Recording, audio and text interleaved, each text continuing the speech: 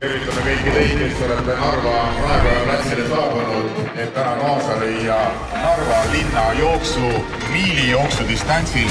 Natuke äreved, aga see on loomulik, sest et start on kohe algamas. Natuke olen närvis, et Eesti meistrivõistlused ikkagi.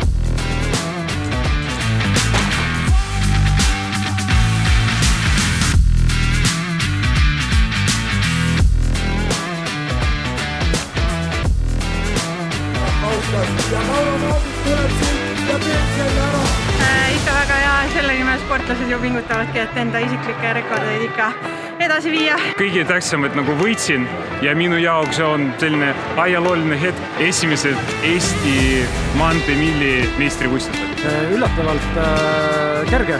Ja 8 korda olen vanusegrupi poolmaratonis võitnud.